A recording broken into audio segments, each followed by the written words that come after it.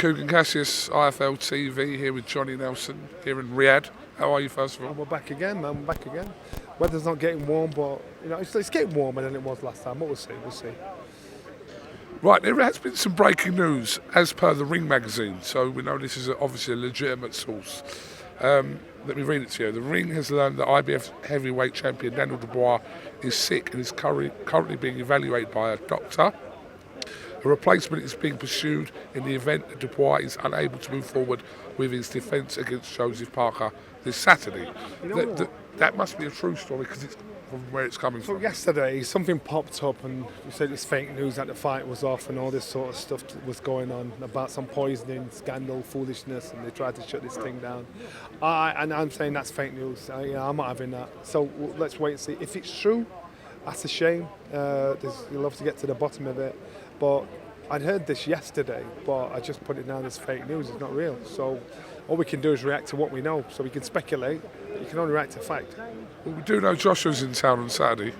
We know Joshua's in town on Saturday. We know Usyk's arrived here today, but you never know when else who might step in.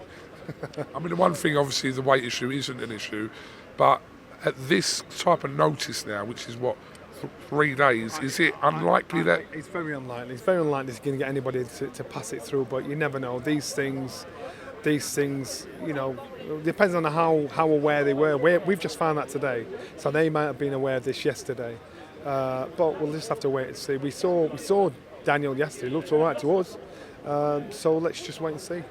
Absolutely. Obviously, the Schofield situation. Josh Padley flew in, got in this morning. He's obviously fighting Shakur Stevenson, but I mean, this is now 2 days on from that. Yeah, and I'd be very surprised if you could get somebody in to take Daniel's place.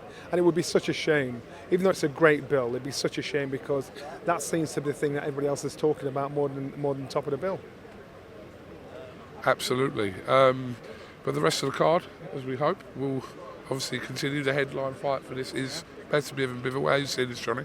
I think it's a great card, never mind. Most of the fights on there, you'd think to yourself, could actually top a bill anywhere.